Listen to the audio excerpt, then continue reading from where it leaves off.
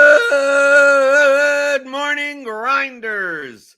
Welcome to the DFS pregame show here on RotoGrinders. I'm Jordan Cooper, a.k.a. Blender at Blender HD. If you want to follow me on Twitter, and it's Monday, May 8th. You know what we do on Mondays? It's Mondays with McCool. I bring in James McCool, the co-author, with me of The Theory of Daily Fantasy Sports, 15-hour audio DFS Masterclass, as well as the Theory of DFS for Advanced Players, how to apply profitable DFS strategies for advanced players, including custom Excel tools, as written by Mr. McCool. Give me those thummy thumbs early in the morning, right? Wake me up early here with the thumbs and the subscribes and the notification bells to know when we go live. Good morning to everyone in the YouTube chat. James, we're not going to have a show here the next 3 Mondays, if you're aware of that. I'm never aware of these things until you tell me on the show. Well, now I'm telling you, right? Next week, I'm going to be gone. Programming note for everyone. Programming. I mean, I'll say that throughout the week. That from the 15th to the 31st, I will not be here. Okay. The entire second half of the month of May. You're going on a cruise? What? What are you doing? I'm going on an Alaskan cruise. Hey, I guessed it right. That makes sense. Okay. Right. Well, I tweeted about it. Oh, I don't follow you. Right. No, you follow me. You just don't pay attention. I don't pay attention. Yeah. So the 16th to the 23rd is a 7-night Alaskan cruise. Me and my wife and her mother and our 11-year-old nephew. We're going to that. Obviously, we want to fly in the day before, so the 15th that's why we're going. You know, you don't want to get your flight delayed and then miss the cruise. So that's why you come in the night before. Then right after that, me and my wife are going to Las Vegas for a week. Cool. For Double or Nothing for wrestling stuff. And then coming back. So we turned the two trips into one. It's essentially the only reason we did this. We were originally planning on going to Las Vegas anyway. Like the 23rd to the 30th was already booked, but the Alaskan cruise, we got such a good deal that a lot of times the cost of a lot of these things is the airfare these days. So it's like Carnival's offering like us essentially free cruises. Essentially, I mean like you pay the port fees and that's it type of thing. Yeah. So I'm like, well, can we go on one before Las Vegas or after? Is there one there's a 1 day gap or something or close? So we just kind of just save money on a flight, and it turns out that it was that, and it was so cheap that my mother-in-law and nephew got a room and coming also. So there we go. That's pretty sick. I am going to New York tomorrow, actually. So I am. Yeah, we broke this up. You and I are going to be on vacations in the month of May. I will be in New York until Friday, and then Margaret. New York, or just the state of New York? I mean, New York. I'm going. New York. What are you doing in New York City? I'm going to visit a friend before she starts back up her last semester at Columbia, and then moves back to LA. And I have never been to New York before, so. Oh, you've never been to New York? Where are you staying? Man, I don't even right next to Central Park. That's where she lives. Okay. So I don't have a great. You're not staying in a hotel or anything. No, I'm staying with her. Okay. So that's gonna be cool. Does your wife know? Yeah, of course. Yeah, she is going to be here for the first couple days. I know why you're laughing, but she's gonna be here for the first couple days, and then she's actually gonna go up to Chicago with Damascus to go visit some of her friends, and then she'll be back next Monday. So we're both kind of taking intermediate vacations to go see friends in other parts of the country, and then we'll reconvene Monday after the Diablo 4 beta is done, because I'm just gonna ignore her in Damascus this weekend anyway. So she might as well be gone. What are you doing in New York City? So we have tickets to the Book of Mormon on Broadway for Wednesday. Okay, and then I've seen that. You'll enjoy yourself. Oh yeah. No, I've wanted to see it for a long time. We're gonna go shopping on tomorrow. We're gonna go shopping tomorrow night so we can get outfits and everything like that, and then Thursday, we have reservations at a Brazilian steakhouse for dinner. And then outside of that, just like hanging out, seeing the sights, going to Central Park, just doing New York things. I told her that one of the single things that I want to do is have an actual bagel, because I've never had an actual bagel before. Oh, you're in for a treat. Yeah, a real New York bagel. Yeah. What are you planning on getting on it though? I don't know, bro. Like, I don't know. Why don't you teach me up here? Because you know about this stuff. Right. Well, I mean, first off, the best type of bagel is an everything bagel. Right. So you get everything on it. Instead of just I mean, some people just like poppy seeds, just like sesame seeds. Why not just get everything? Yeah. Right. Yeah. So you get an everything bagel. You have to get a schmear. Okay. Right. Now, if you want to go the Jewish way, yeah, you get cream cheese and lox. Yeah. So lox bagel. Lox is essentially like salmon. Yeah. Yeah. I've had a lox bagel before, but not like a New York lox bagel. Right. Yeah.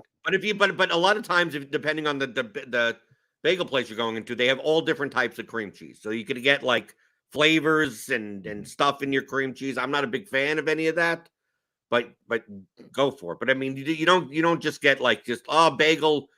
Yeah, I mean, you could get a bagel with meat, like you have a roast beef sandwich on a bagel, like have it be like the bread, but really it's the New York cream cheese, and it's the whole thing. But you'll see, it's like now the lox typically cost is expensive. Whatever. But if you just get everything bagel cream cheese, like I don't know what the prices in New York City are anymore, but I mean, you used to be able to get that for like less than $2. Yeah, sick. Right? Probably a little bit more. Probably paying $2.50 $2.75 or something like that. But you'll get this bagel and you'll be like, oh, this is breakfast. Yeah.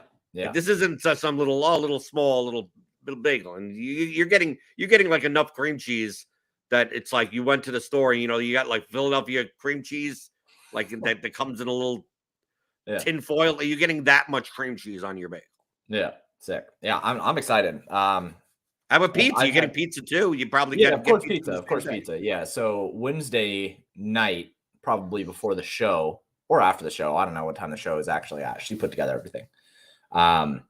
We're gonna get pizza, like actual real New York pizza, and get a real New York bagel. And then I wanted to go, like, one of the big reasons why I wanted to go to New York was there was this restaurant called Tetsu that had these burgers that were like, it was like having two cast iron skillets together cooking both sides at the same time. It was like it looked like an Iron Maiden for a burger, the medieval torture device, but it's closed. They closed it down a couple of years ago during the pandemic, and like I didn't know about that, so I wanted to go to that, but obviously not a thing anymore. So I'm settling for Brazilian Steakhouse because I love Brazilian steakhouses. I think they're a terrific invention, and yeah, just excited for all of the regular New York things. I also plan to get mugged, since I know that's a typical New York thing. It's not really. It really isn't. I know. Do you have your mugger's money? Always keep like a $10 bill in your sock. Yeah. Always make sure that you have a $10 bill. Make sure that you have a baggie of white powder. It doesn't have to be the actual drug. It just needs to be something, and just make sure that you have stuff to like fend off and give up. You never want to carry your whole net worth with you. Clearly. Here's a bagel place to go to, by the way, H&H Bagels. Okay. I mean, any place that, I mean, you go to any bagel place in New York, and that's fine. But H&H is my favorite because their main location, which is on 2nd Avenue in the Upper East Side, is like nearly across the street from the comic strip live comedy club. So I used to get, I mean, this was essentially my dinner like 5 days a week, 5 nights a week, because I would be doing a spot or hanging out at the comic strip, and like I needed something cheap to eat or whatever, and bagel and cream cheese. There you go. There it is. H&H Bagels. I think there used to be, there's one on West 33rd Street. I don't know. There's only 3 locations. There's one on the Upper West Side. I mean, you could trust me. If you walk wherever you're staying, if you walk a total of if you say, I don't want to walk for more than 7 minutes, just no matter which direction you go to, 7 minutes, you're probably going to be able to hit like 6 places for bagels and 10 places for pizza. Yeah, So it it's sounds like like you're not. Starbucks. It's not something like, oh, you're gonna have to. I mean, unless you're hanging out in the center in the middle of the lake in the middle of Central Park, like you could hit. I mean, you could hit anything anytime. I mean, it's a walking place. Right? You don't have to take a subway to get to a bagel store. Yeah, she was another thing we were talking about how I'm gonna get from the airport to her place. She's like, yeah, it's like an hour Uber, but it's a little bit faster if you take a taxi. I'm like, I'm not taking a taxi in 2023. Like I'm Right, just you can take Ubers, right? You don't have to. I mean, the only thing about taxis is that you just get out and basically raise your hand. yeah, It's which telling I you mean, cool, terminal like that's stop. fine, but it's archaic, you know? Like I Yeah, think about the concept of a taxi at this point, and I'm like, that doesn't even sound like something that should still exist in modern society with Uber and Lyft. Like I just don't. It just does not sound like something that I would ever decide on doing. Maybe that makes me a bad person. I don't know, but I just can't imagine taking a taxi. That is one New York thing that I will not be doing. Is taking a taxi. Okay, you also have to, for breakfast, you have to get a bodega egg sandwich. Yep, I've heard about that. Okay, yep. Right. See, this is what these. I mean, it's nothing special. It's just it's. I mean, basically, it's a like a Kaiser roll. Yep.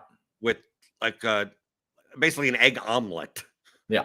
Cheese and bacon. But the thing is that you're not going into you're not like going into a restaurant. It's like basically just like, oh, there's the place on the corner, the little grocery store on the corner. And it's like, well, you also get coffee and and sandwiches and stuff like that. It looks like it should be unsanitary, but it's not. Well, yeah. I mean, not super unsanitary.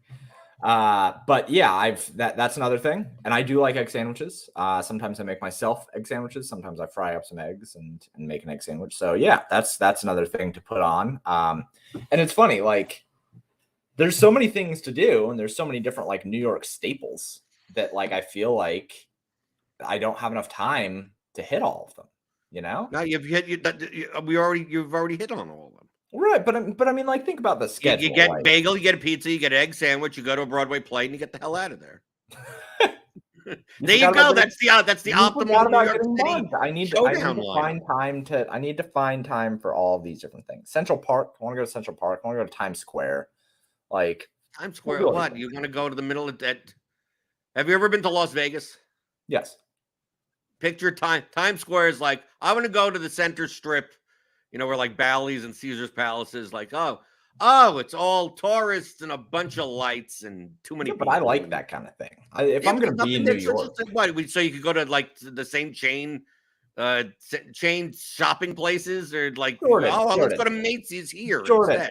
I live in Clarksville, Tennessee. I want to go see some lights, brother. There are no lights here. Go to Rockefeller Center. That's not that bad. That's fair. Yeah, I can do that. It's 50th Street. Okay, you could walk up there, right? You could go to the World Trade Center Memorial if you want, right? That's down in the financial district. Yeah. What I would suggest for you is I mean, you were into like metal, right? Yeah, of course. You were into like underground stuff, right? Yeah. Right. Go to Lower Side. Go to St. Mark's Place. St. Mark's Place? Is that a basically the East Village? So like 3rd Avenue and like 11th Street. Yeah. And then you could walk down Broadway and go to like Chinatown, that area. I mean, it's just like that would be the area where you get more of like the small shops. Yeah. And the small little restaurants and like all independently owned things. And obviously you get all the tattoo places and record shops and like all there's comic book places. There's like, I mean, it's just all these little, it almost looked like they're based out of like basically brownstone houses. Yeah. Like the cool. That would be interesting. Yeah. That sounds cool. Right. That would be part of my optimal New York City lineup. Oh yeah. Don't bother wasting your time going to Coney Island though. All right. I will not. I lived like 10 minutes away. So like I grew up there. It's not worth it. Trust me. It's not worth it. David Schneider said, do we talk sports here or food? The answer is whatever. we've done both.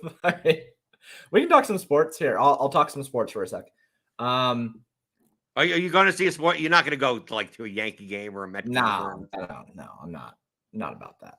I don't even like seeing live sports at like the place that I live all that much. I like going to basketball games. When you're gone, the 5 days that you're gone, how are you going to be running your stuff like from a laptop or something, or just not doing it at all? Yeah, I took some time over the last couple days to make sure that all of my models, because I used to have it where my models would write to, because I've been doing this since before I really knew Python code, right? So like originally, so much of my stuff was just in Excel. So when I originally wrote my baseball simulations, it was actually writing everything to different Excel sheets. So I'd have game results in a different Excel sheet for each game.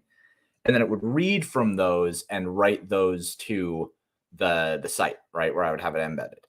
So obviously I can't write to my local machine from my laptop. So I had to go in and do a lot of work to transfer everything into cloud and make it so that nothing is being written to my local machine so that I can actually do all of my work from my laptop. And my laptop.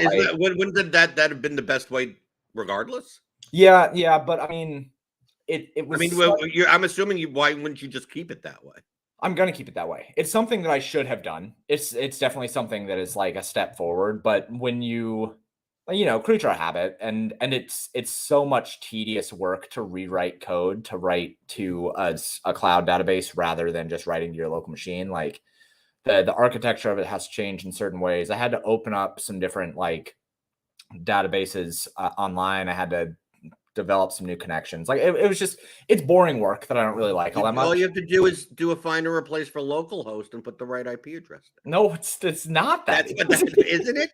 Isn't that what you need?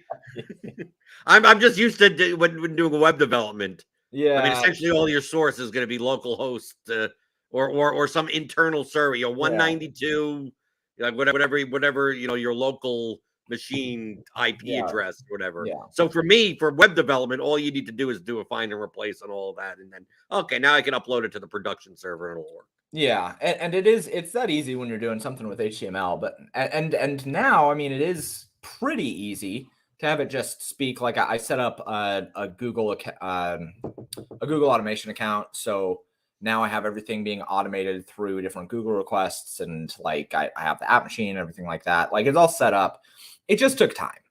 And I don't like spending time on stuff like that. Like one of the things that I have found about myself when it comes to work, and especially when it comes to data analysis and data modeling, is if I'm not like solving a problem, I don't like doing it. And that sounds kind of like no duh. Like that sounds like a very obvious thing, but like what would be the type of thing where where you take time to do something that isn't solving a problem? This, like transferring everything to write to the cloud instead, like that. And it's not giving you like, but at the end of it, you're not getting a different answer. You're just right.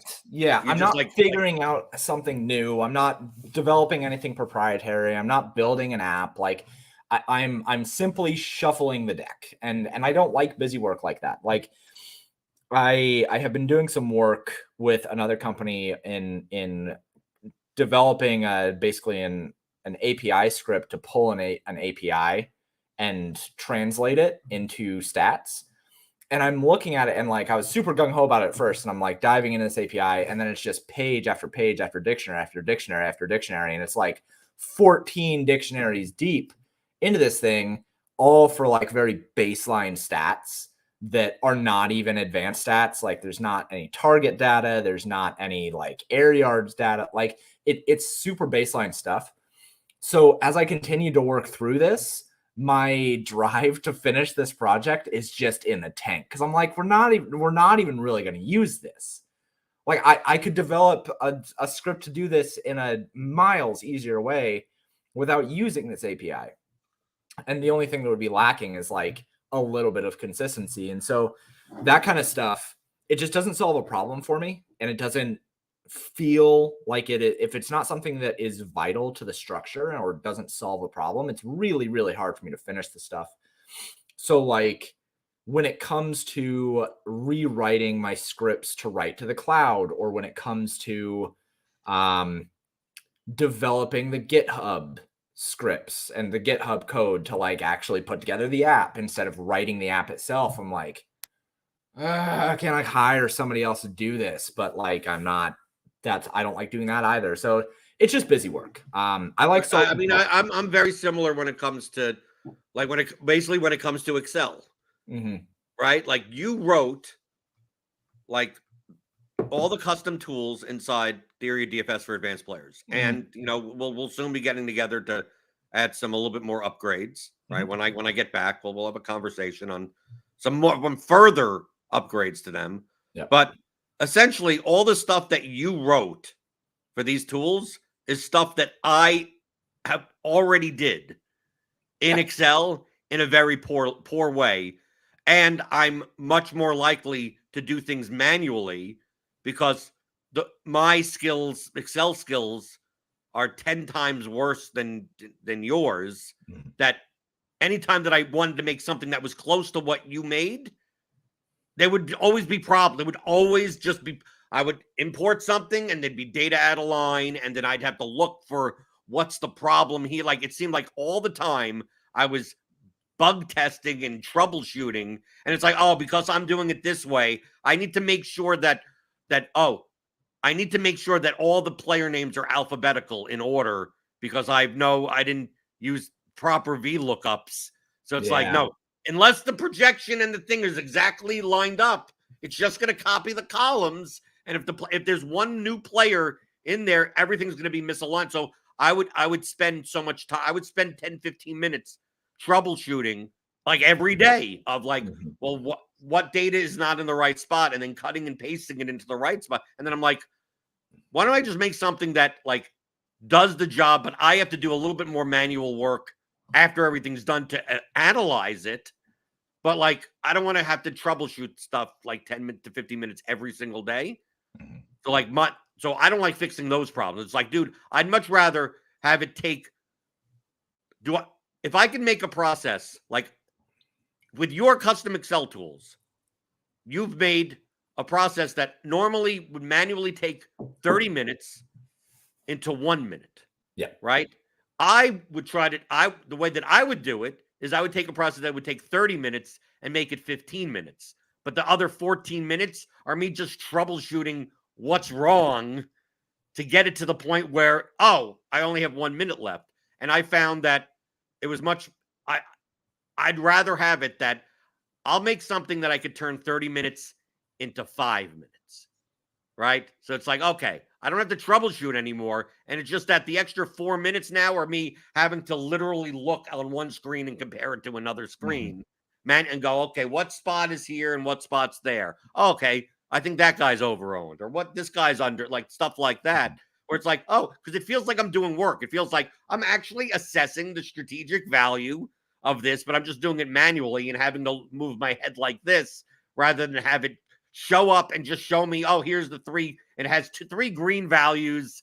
And like, I didn't have to think about anything. It's just like, the Excel sheet is just going to show me the 4 most over-owned and under-owned players. Like, in order for me to get to that point, it took me 10, 15 minutes of troubleshooting every day. Yeah. Right. So it's like, it's very similar to you'd rather get to the point where you're actually like, you're getting a conclusion rather than figuring out a way to turn a 3-minute process into a 2-minute process where like the result doesn't change or anything. But for that other 60 seconds, you're spending 2 weeks of your time just to figure that out. And it's like, this seems like something that I'd rather just give to someone else to do. Yeah. Yeah, and I've done work with a lot of different guys in the industry and worked with a couple different pros on developing tools. And what it always basically comes down to is like, I already do this, but can you help me do it faster? That's basically all. Like, most of my work with pros in the industry has come down to, I already know how to do this, but I know that you can make it so I do it faster, and I'll just pay you to put it together. It's like, or more accurately. Yeah, something like that. I have put together a couple different tools. One tool that I put together for a guy was he wanted to put in his portfolio and then have it be a weighted assessment based on ownership, upside, and median projection, and then show the stacks. And he was like, I can get it to where like I can look at it, but I don't know how to get it to where it's an automatically weighted system. Right, And unless you're given that. Right. And then you're given that formula, like how do you want to weight that? How do you want to assess all of this? Like that's up to them. That's up. So I made it so that he could just adjust the weight values. He just didn't know how to do it. Like he just didn't know how to put it together to where he could like manually just type in 70% projection, 15% upside, 15% ownership. So that's the kind of stuff I love doing that. People will come to me. I had another guy come to me like 4 days ago. He's like, hey, what do you think about this? And I thought about it for a sec. Like, that might be interesting. Like, do you want to like work on it for a little while? It's like, yep, let's do it. And I'll like dedicate like 3 hours to that because it was a cool little project of trying to find like kind of a niche bet to hit. And I haven't seen other people work on it. And I love projects like that where I get to work on something that I haven't seen other people do. And that really drives my passion. So I was able to put that together, and that's the kind of work that I love to do. That's why I love putting together stuff that is not industry standard. And I think that that's kind of been what my calling card is putting stuff together that you can't really find other places. And that's why I loved working on the Theory DFS so much, was that you just can't find this stuff other places. I mean, you can find, if you wanted to go through all of the audio, and you say it every single show, if you want to go through all of the audio of every single show that you and I have ever done together and that you have ever done on this pregame show for Theory DFS, if you want to go through every video and get all of the lessons, go for it. It's 150 plus hours where you're going to have to sift through us talking about more than that. And truthfully, more like 400 hours. Yeah, and you're going to have to sift through segments of Jordan and I talking about New York food and getting mugged in New York. Like, you have to sift through that in order to find nuggets that matter. Or you could just buy the audio courses where we have condensed all together. You get the second course where we've put together all these tools that make your process that much more efficient. And I loved putting all of that together. And the process of it was so fulfilling, right? It felt so good to finally have it and put it out there and have people stoked on it. That's kind of stuff that I love to do. I just love putting things together that solve a problem for people. And there are always more problems to solve, or more better ways of analyzing data that aren't just like sports related. Like for instance, like you get suggestions for upgrades for the tool set like all the time. Like baseball came around. And one thing that we don't have in the portfolio trimmer is a trim by stack. Right. Yep. So a lot of people that have the tool, there's like, oh, it would be so. I would love to be able to, like if I'm going to smart trim, like we have it by key player. Like that's one thing we added very quickly after it was released, right? Where it's like, well, what if you don't want to smart trim these lineups? And you wanted like, oh, I want to leave some of these lineups, but not ones with this running back or this golfer. Or then it's like, okay, so make it so that we have a drop down and whatever key player, it's like, it's only going to, whatever you do is only going to touch those lineups. So you can keep all the other ones intact. Well, that's well and good for most sports, but a lot of times you're dealing in baseball with stacks rather than batters. So obviously the workaround is to like, well, what player is in most of these stacks and just use that as the key player. But some people are like, well, what if we could trim by stack? Like you have a way to show. I mean, you show in the trimmer like what stack it is. I mean, you can see there's a Yankee stack. That's an Oriole stack. So it's just a matter of trimming by that. So like these little things of what will make your life easier or do the things that you want to do. Another thing, James, that I want to see if you can do. Okay. I'm bringing it to you up on the show. Okay. We can't do contest simulations in Excel. No. Right. Well, yes, on a small scale. On a very small scale. Yeah. I want some way. Okay, some way of being able for like it's two problems to solve. I think one is harder than the other. First off, I would like to know what the top 10, I'm using an X, Sure. whatever we're capable up to. It could be the top 3 most likely lineups. I don't have to tell it. I want it to, with the ownership, tell me like what is the top 10 most likely lineups. Like if I give a set of projections and I go, okay, it's been like NBA will be easier because you don't have to worry about correlation, but just a matter of like, here are the highest owned lineups. Essentially, here's very similar to the portfolio correlation matrix of figure out it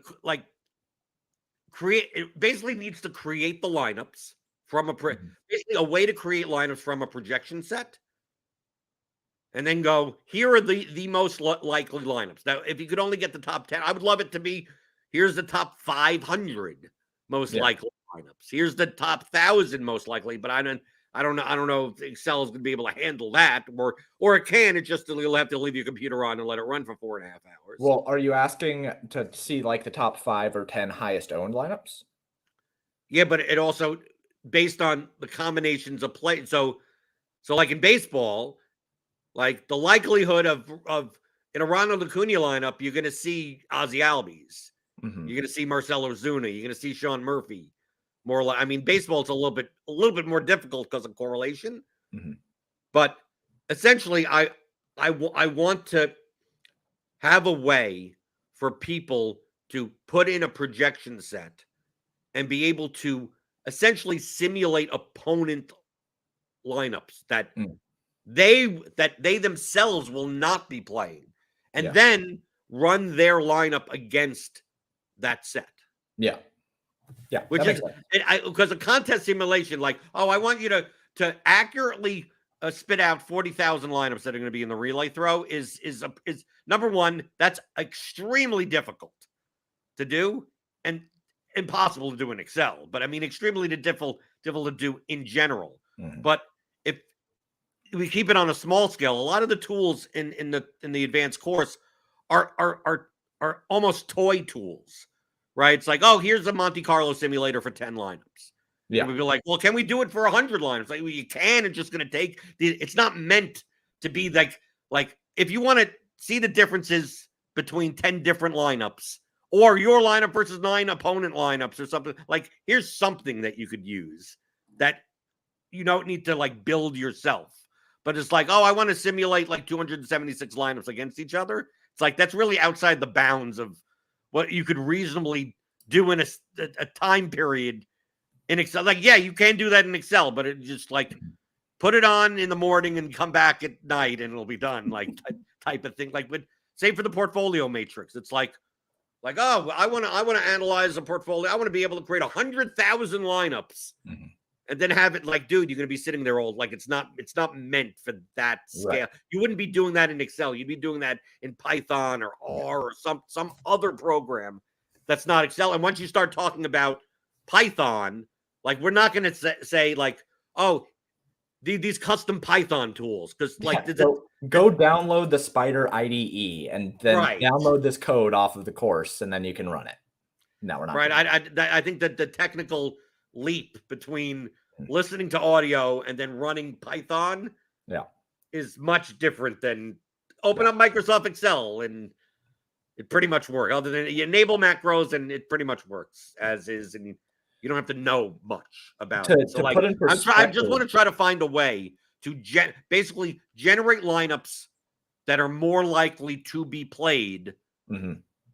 That you're not, dude. Maybe you built a lineup and it's in that set and you would just want to compare it to like, okay, show me the top 100 most likely lineups and what's my player difference between the R squared between that and the top 100 lineups type of thing. It's like, my lineup, this lineup is a 5v5, like is a 5v5 off of every lineup in the top 100.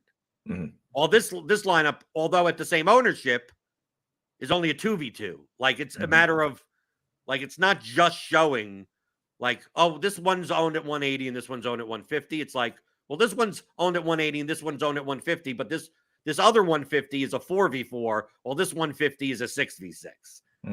Right? Like that, again, but you have to compare it against some type of set of lineups that you're going, oh, these are, when we talk about, James, on this show, the bad lineups, the negative EV lineups. It's always these two buckets of, in GPP, they're too high owned or they're too low projected. So here's the too low projected ones are easy because you can see, like, okay, well, people are going to be like those lineups. I don't have to compare my lineups to, because it's like, okay, let me just build lineups that are 70 points lower than optimal, and you could build a million. I mean, it's just, those are bad lineups. But to build the ones that are like high owned and go, well, I don't want to play these 100. I don't want to play these whatever it is. And then I want to play ones that have the highest projection, that are the furthest away from those as possible. So that it gives you another metric of, like, it's not just ownership sum, that it's ownership sum and some type of matter of combinatorics.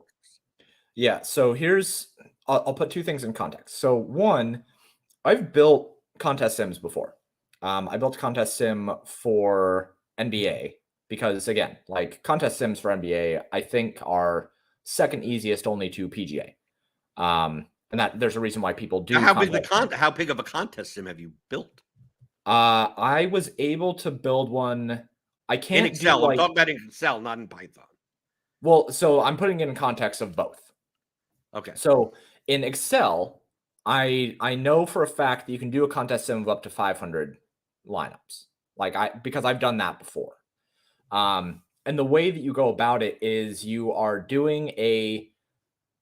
basically, instead of optimizing on projection, you're optimizing on ownership in regards to projection. So you're trying to basically build with a combination, like you take, how should I put this?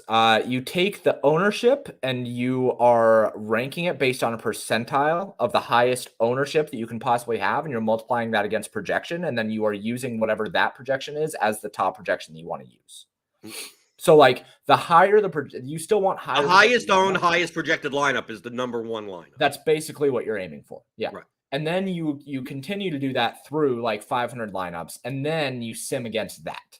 Right. So it's weird to say, it's like reverse smart trim in the portfolio trimmer. Exactly. Yeah. In fact, you're getting rid of the one you want to use lineups that actually, as you go down in projection, like, the ownership stays the same. Yeah. You're really trying to make it. Your goal in contest simulations is to create lineups that will very likely exist. Another guy in the industry, Evan Chaney, he has done a lot of this stuff, and I worked with him on creating this. He actually used the logic from our contest, or from our duplication checker. He used the logic from that, and I worked with him on creating a contest simulation for NASCAR, so that he could use that and guarantee that the lineups were going to, be very sure that lineups were going to exist within the contest. He would create those first, and then he would backfill with random lineups. Right. And that's what I did with NBA, was the same thing. Obviously, we can't do that in Excel to like a full contest. Like, you can't do the flagship, right? You can't do the 15 in Excel. But when I did it in Python, I would have to create like 6 million lineups, 6 million seed lineups in Python first. It would take about 12 seconds to do that. And then I would iteratively remove lineups that did not have high ownership because they likely wouldn't exist. And then we would get down to the point where we would have 2,000 lineups or whatever. And then you'd sim against that. But you can do it with like 500. Because you're basically only using lineups that likely exist. You're not really creating those random seed lineups, those millions of lineups that are just like whatever that people are going to play. So you can do it 500. I think that for the purpose of this, you're probably going to keep it to like 100. Just so that you can get a metric of, here is what the field's top projection is, and how can I project my lineups against that.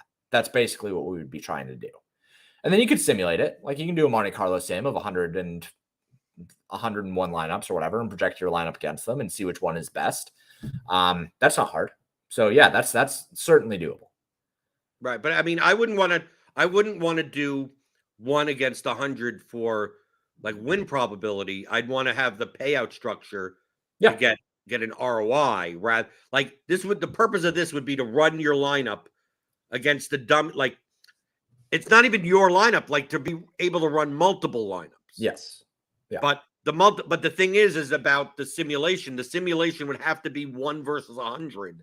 Yes. For each of the lineups in your lineup set, Yep. which makes it even more intensive in Excel to have to run. Because imagine it's not just you can't just say, here's the top 100 lineups, and I want you to run my 20 lineups against it and show me the ROI. It's like, well, is it counting all 20 of your lineups with the 120? Right. Or is it just each individual lineup against 99 out of the 100? Or, like that type of thing. It's much more useful because to not include your other lineups, because you're gonna get really whacked out results, because the only reason the lineup is in the contest is because you're entering it in. It's not because it's likely by your opponents.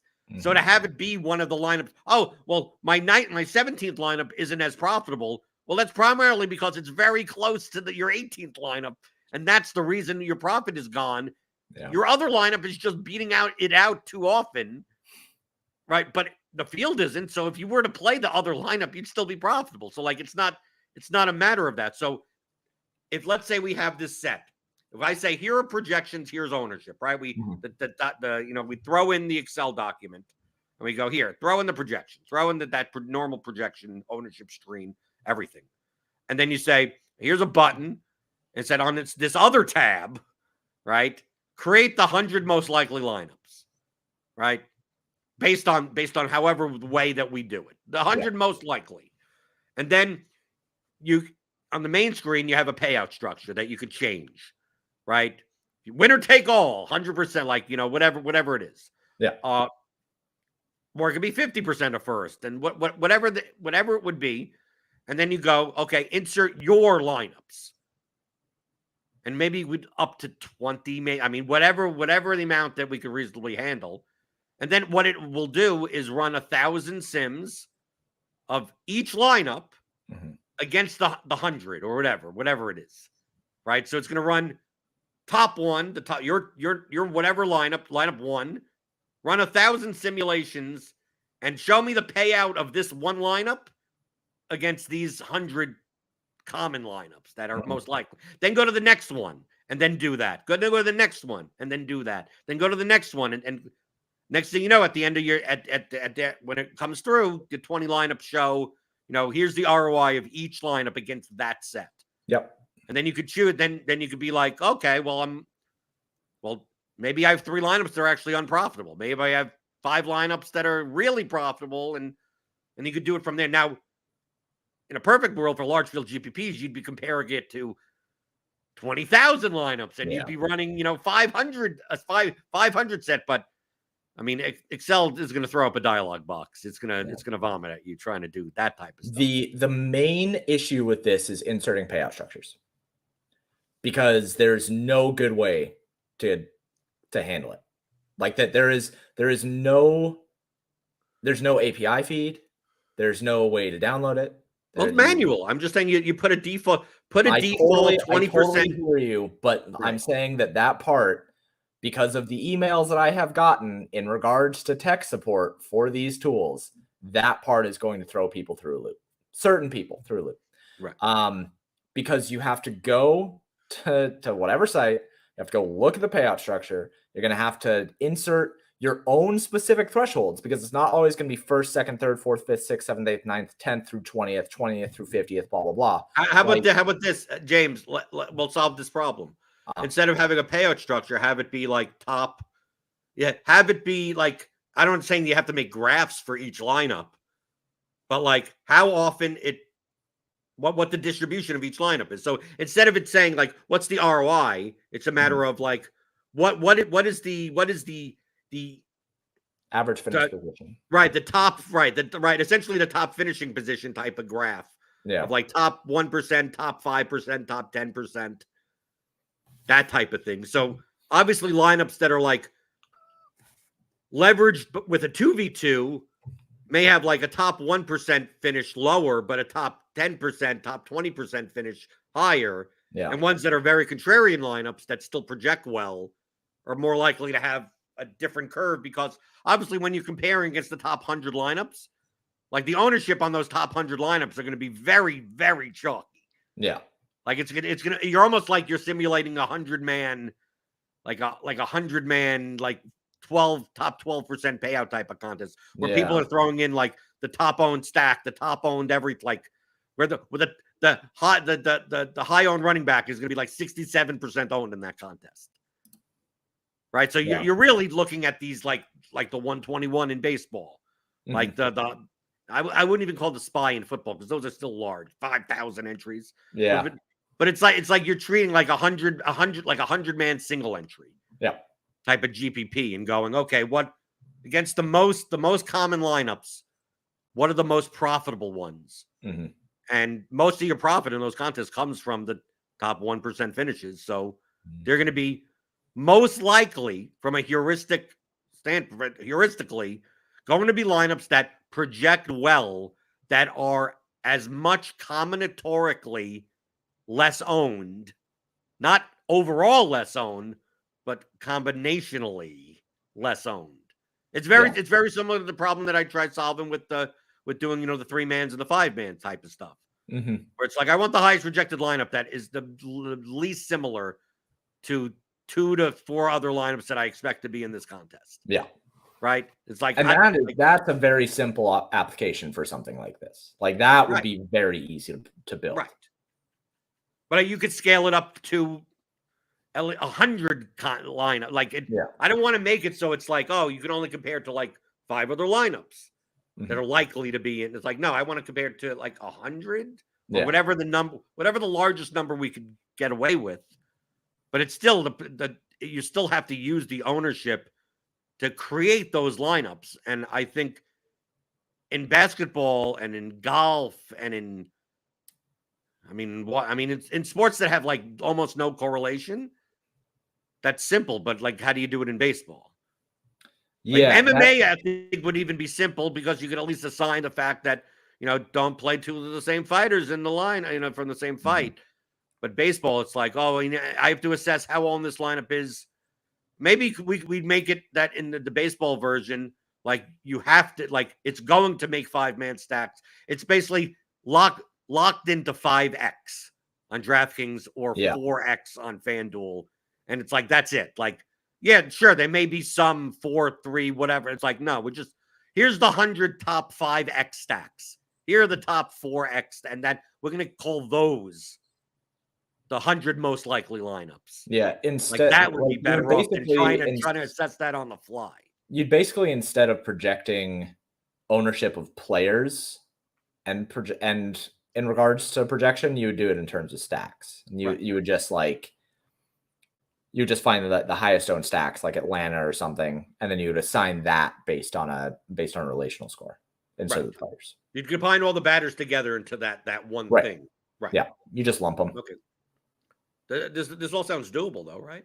Yeah, it sounds doable. The hard part of it, when I'm thinking about it, is that there's a very blunt way to do this, and then there's a more accurate way to do this. The very blunt way is super easy. The more accurate way is a little bit more difficult, because if you think about the concept of simulating the outcomes of those 100 lineups, right? And I'm glad that people get to listen to this like on the full show, because I like talking about stuff like this. If you think about the concept of simulating 100 lineups, a very blunt way to do it is just to assign a Monte Carlo sim based on the median score of that full lineup, right? And then saying it's going to end up somewhere within a standard deviation either side, and then Monte Carlo sim that out 5,000 times or whatever, and there you go. Like, you can assign random numbers to that and then come up with a median outcome for the lineup. But that doesn't really do a good job of simulating the outcome of a GPP or a contest, right? Because it disregards ownership. You really need to assign it based on the player's median outcomes, because then we can capture if there's like a 67% owned running back, like if he does well based on his random outcome, then the lineups that have him will rise to the top, not just lineups in general. Because what you run into with this kind of stuff, when you're trying to simulate your lineup against other lineups, if you just do it based on your projections, your highest projected lineup will almost always have a top EV score in simulating a contest because the field is projecting less based on your projection set. But if you do it to where you're projecting based on the median outcome of the players involved, then your top projected lineup doesn't necessarily always beat out the higher projected lineups because the chalk can rise to the top and beat your lower owned lineups and vice versa. That's how you really get a good distribution based on the percentiles. So like I said, I have done this in Python, so I know the logic and I know the framework of simulating these GPPs. I have done the blunt way in Excel, and I'm interested to see if that more accurate way works in Excel as well. That'll be the challenge here. I know that the framework works with the blunt way, but I'm interested to see if that more accurate way works. That's the only challenge. So this is exactly what you'll be doing when you go to New York, right? No, hell no. I'm going to be eating lots of bagels and pizza and going to see shows on Broadway. Also, always check out in Times Square. Check out the TKTS booth. Okay. Like it's for cheap. That if you go like I think 2:00 or something on the day of like Broadway show. Like if you wanted to see another Broadway show, like they offer tickets for like $25 because it's really all based on like what the houses are selling on that specific day and whatever. And then the TKTS, you'll see the red signs that say TKTS. Whatever, but I mean, you could go see like you could get like $180, $220 theater ticket for like $35. Yeah, because there's sheets that need to be filled, right? Right. So you get day of type of or sometimes it's like the net. Sometimes like on Wednesdays they may have Thursday tickets or something, but it's the program. Obviously, you could be a member, and my parents go see Broadway plays and stuff like all the time. Yeah. So like I know the model. If you want to see something else, I don't know if there's anything worth seeing on Broadway these days anyway. Well, Funny Girl with Leah Michele is incredible. She apparently just absolutely crushes that role. And there's like a whole bunch. I could talk about theater and like pop drama all day, but there's like a lot of drama around Leah Michele because she's apparently, for lack of a better word, a total bitch to work with. And she's been called out for some antics in the past. And so people were mad that she got the role, but she crushes the role and it's only gotten better. So I would like to see that if we could see the production with her, but I don't think we're going to have time. I think that's a weekend production. And outside of that, there's like some other girl that does it that I don't really care that much about. So that's the only other one that I would be like really interested in seeing, but I like theater. I actually did plays, and I was like in choir and I was in theater when I was younger, before I grew into my body and started playing football. So I like that stuff a lot. I'm excited to go see at least one. Right. DFX says he can't believe you won't go see the Yankees game. Why was it boring? It's boring. Right. It's boring. I mean, look, like I think that going to sporting events is if you're going to go to a sporting event, you should either go to a hockey game or a basketball game. Like, I think hockey guy would stop at the hockey game. Well, no, basketball games, like if you get floor seats are sick. Yeah, good luck. Okay, fine. I'm gonna spend $1,500 to see a bat. That's even worse to me. Like, yeah, you're right. It's floor seats. Okay, but it's still a basketball game. Yeah, but I mean, like that's the thing. If you go and get like floor seats in a bit, because that's the only time that I'll go to a basketball game. I only go if I get floor seats. Hockey games, like you can go to and just like they're sick anywhere that you're sitting, preferably up against the glass, but like anywhere that you sit, it's gonna be sick. Football games, never go to a football game. The worst. It is the largest waste of money that you could possibly. There is not a large. Football games are like football is like a made for TV sport. It is. It absolutely is. It is significantly better on TV. There is nothing. If you get box seats and you're just stuffing your face and getting drunk the entire time, okay, whatever. But like you paid hundreds of dollars to do that when you could have done the same thing from your couch. I guess if you hate your couch, then okay, go to a game, I guess. But it's a terrible idea. Baseball games and soccer games, I think, are fine if you're like going for like a day game and you're just hanging out and drinking some beer and eating some hot dogs. You're putting soccer in there. Soccer's fine, dude. Like, it's the same thing. Soccer is the best live sport. I think it's Hockey's about number 2. But let me put a caveat. Let me put an asterisk on the soccer. Soccer games that matter. Okay, sure, yeah. You go to a U.S. Mexico game. You go to a that game, Ireland, Italy. You go to any. I mean, you go to something that really that matters. Yeah, a World Cup qualifier. You can't say MLS. Yeah, I was going to say, games or anything like that, dude. Let me clarify that I'm talking about MLS games here. Yeah, MLS games are the same as baseball games. Right. Because I used to have my best friend as I was growing up. His dad had season tickets to the Rapids, and we would go to Rapids games, and that was fine. We'd walk around and hang out and eat some food. It's the same thing as baseball, but I would love to go to a World Cup. I think that would be 2026. It'll be here. Transcendental experience, right? Like bucket. Well, how about this, James? They'll have a game or two in Nashville, I believe. Oh man. So we're going to a World Cup. We're going, and I don't care what it. I mean, it doesn't matter what it is. It's the World Cup. Yeah, let's do it. Yeah, and you'll see what a soccer game really is supposed to be. Yeah, that sounds sick. I'm into that. But overall, going to sporting events, not.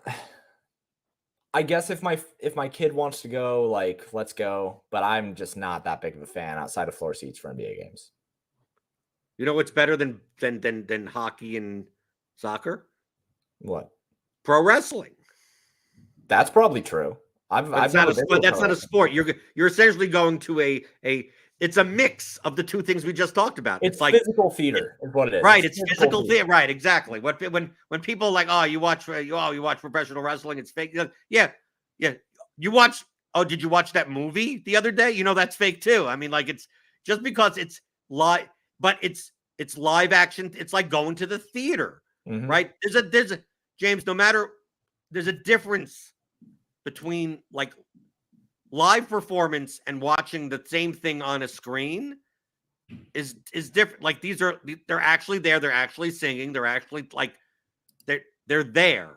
Now, the difference between pro wrestling and theater is that in the theater, you can't heckle the actors and the characters and take part in the show, while in pro wrestling, the crowd is kind of part of the show also. Yeah. I used to love wrestling when I was a kid. I fell out of the allure when I grew into my teens a little bit, but now when I watch it, I can appreciate it in a different way. I think it's physical theater. I think it's cool. It's a cool thing. And some places are better than others. Yes. One question that we should probably hit before we end this: is there a preference between 5-1-1, 5-2, 5-3 when MMEing? My optimizer lets me only choose one type of stack at a time. Probably not a measurable difference. It mostly just depends on the size of the slate and the expense of the pitchers that you want to use. If you have 2 expensive pitchers, it's more likely that you need a value play as one-off to make it work. If it's a smaller slate, maybe you need some one-offs, but typically as the slate gets larger, you want to have that 5-3. As it gets smaller, usually you end up with less correlation. Rules of thumb. Right. Those are all rules of thumb. And you could submit those types of questions. Questions at theoryofdfs.com. That's what I cover on you. You send in your questions and I give you the answers, other than Mondays and Fridays, right? When Fridays are MMA, Mondays I'm here with you. I believe Wednesday this week we have a Grinders Live, so I won't be. I'll be on Grinders Live, but there won't be a pregame show. But Tuesdays and Thursdays, need questions? Send them in. Questions at theoryofdfs.com. And James, people could find you paydirtdfs.com. Yeah, paydirtdfs.com. Been a really, really good start to the baseball season. I also have some really cool articles that are being written now by a generative AI program, which is pretty sick. I'm really proud of it. It's cool. Breaks down the models in a format, which is cool. So if you haven't checked those out, those are still free until I stop making them free today. But you can go check out the other ones that are already free. And if you want to find me on Twitter, then you can find me at paydirt_DFS on the Twitters. Give me those thummy thumbs on your way out the door. hit the subscribe button, hit the notification bell, hit everything you can. If you want to get these Excel tools, feel free to go to theoryofdfs.com. They're in the advanced players course. Obviously, I would suggest you listen to the fundamentals masterclass, the 15 hours, to understand the concepts of why you're even using any of these types of tools. And remember, these are efficiency tools. You can do anything, all the concepts on why you're trimming here and why you're looking at the correlation between this. Like, you could do manually. There's no reason you can't. It just takes longer, right? Just using those concepts from the first course.